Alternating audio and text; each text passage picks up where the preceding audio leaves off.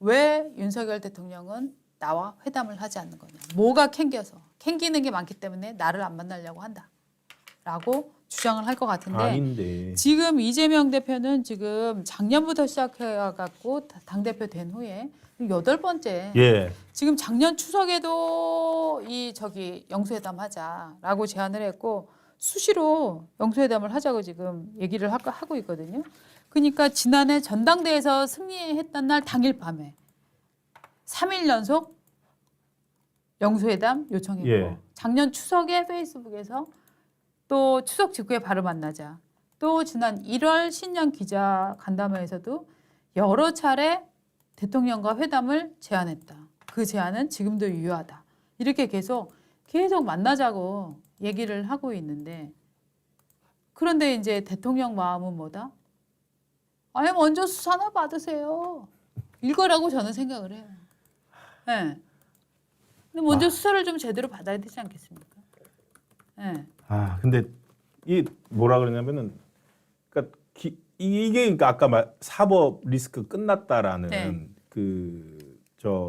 추인 네. 인정을 영수회담을 통해서 받으려고 그쵸. 하는 의도가 너무 뻔하죠. 너무 뻔하죠. 네. 그러니까 그걸 받아줄 수가 없어요. 네. 그러니까 받아줄 수 없는 제안을 해놓고 네. 받아줄 수 없는 제안을 해놓고는 에이 줘봐 나는 만나고 싶은데 저 안 만나니까 책임 절로 돌리는 거죠.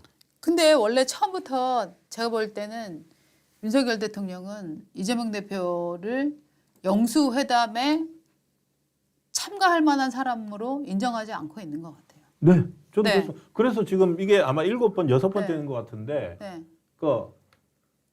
무슨 영수회담을 애걸하는 것도 아니고 한두 번 얘기한 것도 아닌데 다시는 제안하지 않겠다라고 자기 입으로 얘기까지 했었어요.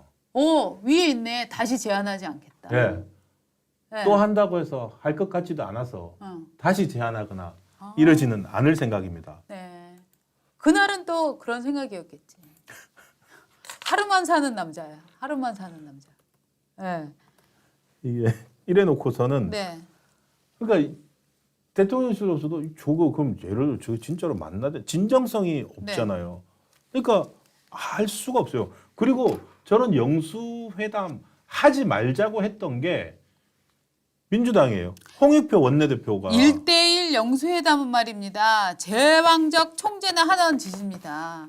그러니까요. 유체이 박근혜 대통령하고 새누리당 관계하고 말입니다.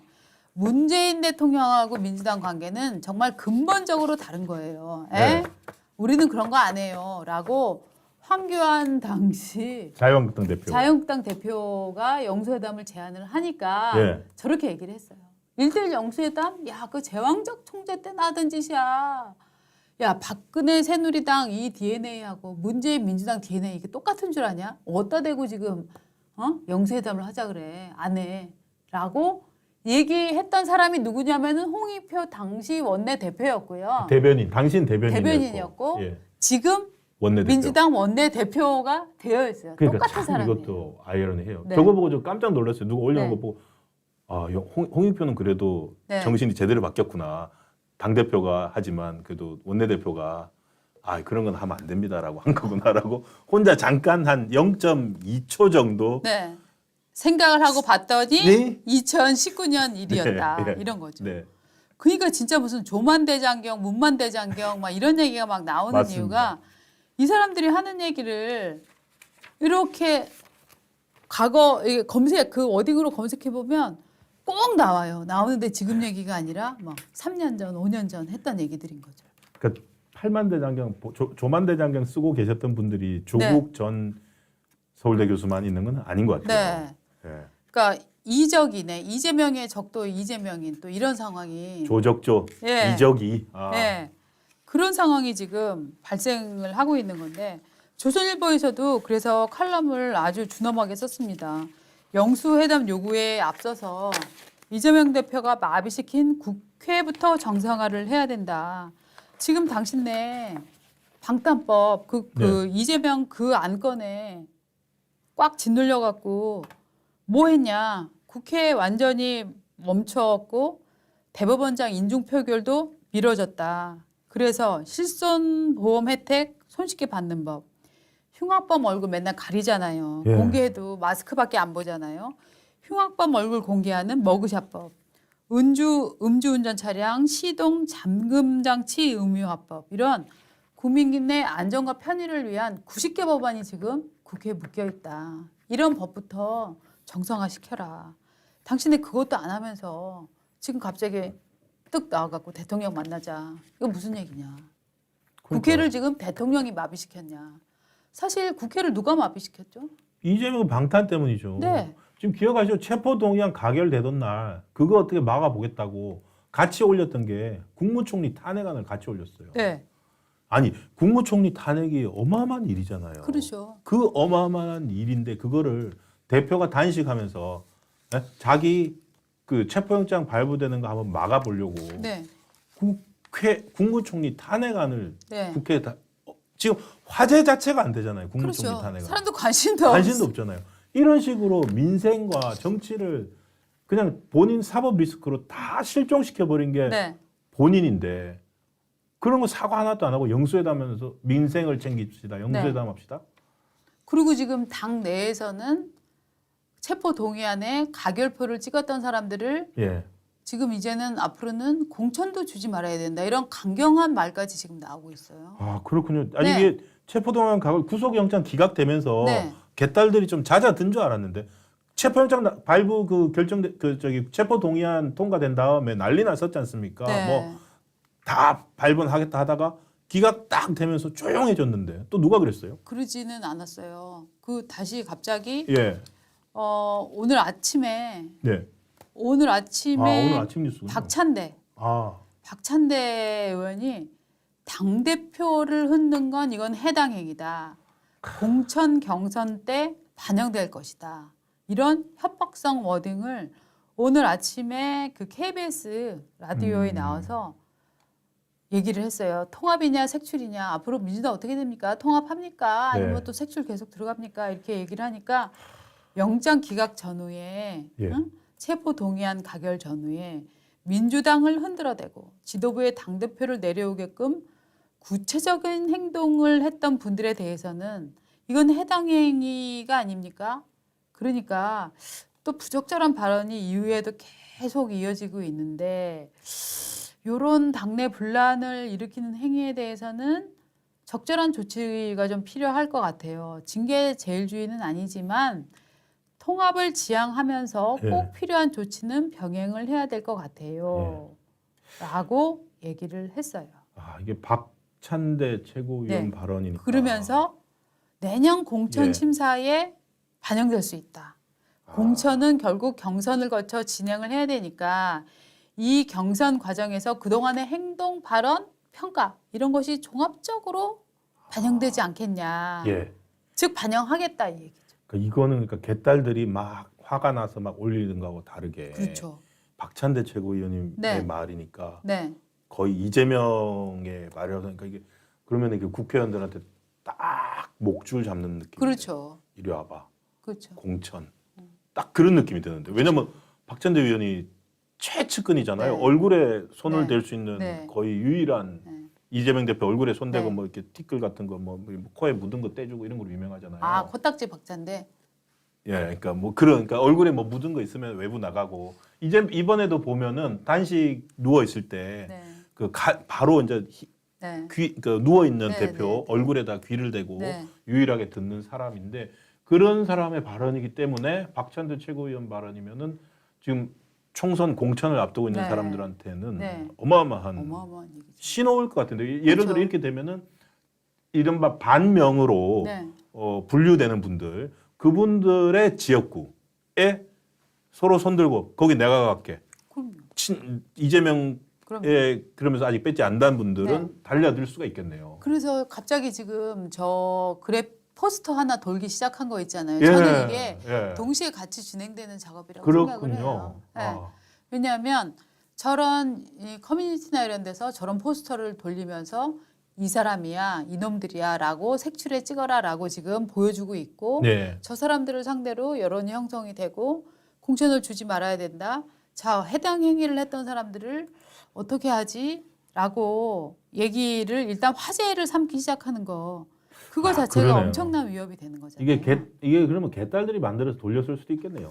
네. 그러니까 개딸 표시 안 내면서 네. 저 지금 커뮤니티에 엊그제 돌았던 게 어제 제가 봤던 건데 그 여러분들 그 문꿀 오소리라고 아시죠? 네. 그 문재인 대통령이 전 대통령이 네. 그 저기 탄핵 이후에 대통령이 될 때 네. 이른바 그 문파라고 스스로 하는 사람들이 문꿀 오소리라고 스스로를 지칭하는 그룹들이 있었는데 네. 그 사람들이 만든 그 문파 우리는 문파다 이재명 아웃이라고 하면서 지켜줄게. 저 위에 제목 한번 예. 보시죠. 자, 말고, 문꿀 예. 오소리 문파가- 문파가 꽃길만 예. 걷게 해줄게. 문파는 민주당 가결표 29 의원을 응원합니다. 저분들이 그래서- 가결 찍었는지 안 찍은지도 몰라요. 몰라요. 예. 예. 그런데 29명의 의인이라고 하면서 네. 자, 윤영찬, 서른, 김종민, 홍영표 이렇게 쭉 좀 내려가 볼까요? 신동근, 김철민, 이원욱, 조웅천, 황희, 뭐 오영환, 양기대, 홍정민 뭐 이런 사람들 이름을 쭉 해서 또 밑으로 내려가 보면 이재명 아웃, 예. 문파, 문꿀, 오소리 됐는데 저는 정말 저게 예. 그 스파이 짓에서 저쪽 팀에서 만든 것처럼 이쪽 팀이 조작을 하고 뭐 이런 거 있잖아요. 저는 그거 아닌가 하는 느낌이 사실 살짝 들거든요. 근데 또 용어가 네. 꽃길만 걷게 해줄게 이런 게 보면은 이제 문파의 전형적인 또 이 이 수사법이다. 수사법이거든요. 아니 원래 그런 거 만들 때 그렇게 하잖아요. 꽃길만 걷게 해줄게 하는데 정작 저기에 네. 이름 모르신 분들은 박찬대 꽃길이 무슨 꽃길이야. 박찬대 최고위원의 말을 들으면 두 번 죽이는 거나 그렇죠. 저게 사실은 도와준다면서 밀어주는 거예요. 꽃길만 걷게 해줄게가 아니라 밀어버렸어. 거의 막 관 속에 꽃 넣어줄게 분위기잖아요. 지금. 네. 그래서 저거는 어떻게 보면은 저거는 일종의 친명계 입장에서 볼 때는 예. 지명수배 포스터 같은 거잖아요. 일종의. 그렇죠. 예, 예. 네. 친명이 개딸들 개딸 입장에서 저건 지명수배 포스터예요. 의인인데 네. 29 의인인데 자, 그런데 문파에서를 저거를 의인이라고 해서 저렇게 돌리기 시작한다? 아니다. 왜? 저는 예. 솔직히 저는 친명계의 어떤 사람들의 네. 이 여론 선동 작전이 아닐까 하는 예. 의심도 해봅니다. 아니 사실은 좀 추석 연휴 시작되기 전에 구속영장 기각되면서 네, 뭐 발부 세건 하겠다는 이런 거 다 끝날 줄 알았거든요. 그렇죠. 그러면서 이재명 대표 이렇게 하면서 딱 뭐 통합 뭐 이런 거 할 줄 알았는데 절대 통합이 안 되는군요. 저기는. 절대 통합될 수가 없죠. 저거 지금 저거는 통합될 수 없다고 봐요. 네. 문꿀 오소리를 간만에 보니까 네. 이게 왜 갑자기 반갑? 추억이 돋습니까? 예, 뭔가 이게 이상한 느낌이 들어요. 그러니까 네. 하도 지금 개딸들하고 네. 개딸들의 그 저희 문꿀 오소리도 못지않은 매운 맛인데 그렇죠. 개딸은 진짜 캡사이신 매운 맛이다 보니까 아, 저 문꿀 오소리가 약간 좀 부드러운 맛인 것처럼 느껴져요. 둘 다 가짜 고춧가루 아니에요? 예, 둘 다 국내산은 아니고 어디 가짜 고춧가루 같은데. 예, 자, 검찰이 저 송영길 네, 전 아. 민주당 대표 관련해서 지금 제3자 뇌물 혐의인가요? 예, 맞습니다. 요걸로 지금 수사를 또 별건으로 하고 있는 것 같아요. 예, 지난번에 송영길 의원 집을 네. 압수수색을 했는데요. 그 집을 압수수색을 할 때 용산구 자택을 압수수색해서 사람들은 그냥 돈봉투 건인가 보다라고 생각을 했는데 그 압수수색 영장에 명시된 것 중에 하나가 그 여수의 폐기물이 있답니다. 폐기물 네. 소각장이 있는데 네. 여수 폐기물 소각장 로비를 받았고 그것 때문에 그 본인이 고문으로 있는 네. 먹사연 평화와 먹고 사는 문제 연구소 네. 그걸로 후원금을 몇 억 받았다. 4천만 원. 예, 그 중에 4천만 원이 예. 뇌물 혐의가 있다라고 네. 보는 것이 네. 영장에 적시가 되어 있다 맞습니다. 봅니다. 그러니까 2020년에서 2021년 약 3억 원을 먹사연에 불법 후원을 예. 한 걸로 보는데 특히 이제 이 중에 4천만 4천만 원이 특정 목적을 갖고 움직여서 4천만 원을 후원을 했다. 이렇게 이제 보고 있는 뇌물이군요. 거죠. 네. 이게 삼자 뇌물이죠. 그렇죠. 도움을 주고 다른 기관에다가 네. 후원금을 내는 거. 성남 예. FC처럼. 그렇죠, 그렇죠. 예. 그러니까 이 지금 송영길 카드도 살아 움직이고 있는 카드가 지금 되고 있는 거죠. 네. 예, 그러니까 송영길도 지금 윤관석, 이성만 한 명은 구속영장 발부되고 한 명은 기각됐고 네, 이제 송영길이 들어가야 되니까 송영길 두 번이나 갔다 왔죠. 혼자서 저를 조사해 주세요라고. 그래서 이제 부르기 위한 네. 이제 수순이 아닌가. 막바지 수순인 것 같아요. 그렇게 보고 예, 있습니다. 그래도 정말 이 이름들을 참 잘 짓는 것 같아요. 먹사연, 먹사연. 먹고 사는 뭐 예, 문제연구소 뭐 이런 거 하면 되게 소박하고 뭔가 그냥 뭐 착한 일하고 없는 사람들끼리 그냥 모여서 뭐 열심히 예. 뭐 화이팅 뭐 하고 있나 보다 하는 느낌인데 실제로는 그게 아니라 어떤 권력의 기반, 그렇죠. 재선의 기반, 여러 이런 기반, 정치적 기반들이 되고 있는 거잖아요. 그렇죠. 실제로 그러니까 여기에 여수에 있는 사업가가 여기에 3억 원을 후원한 이유가 뭐가 있습니까? 송영길 씨가 고문이니까. 그렇죠. 이거 무슨 추측입니다. 네. 후원을 하지 않았을까요? 정말로 그분이 먹고 사는 문제에 관심이 많나? 관심이 많으시는 분일 수도 있어요. 근데 진짜 먹고 사는 문제에 관심 많은 사람들은 자기 일만 열심히 하지 않아요?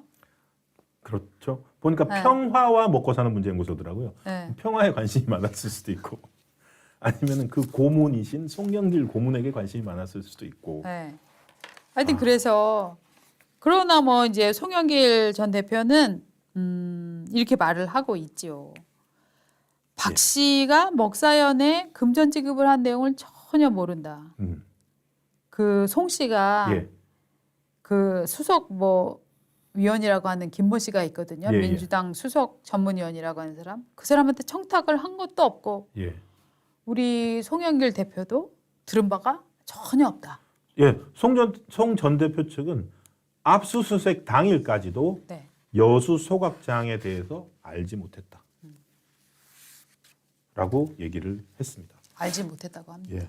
근데 이게 소각장 이런 곳이 사실은 그 혐오 시설이거든요. 그래서 지역에 상당히 민원이 발생합니다. 네. 이거 해결해 주면 어마어마한 네. 수익이 나올 수도 있고요. 네. 그럴 가능성은 있는 곳입니다. 예. 하지만 몰랐다고 합니다. 예, 몰랐다고 합니다. 예, 제가. 추석 기념으로 우리가 네. 모르는 걸로 해줄까요? 그러실 수도 있겠죠, 뭐. 네. 예.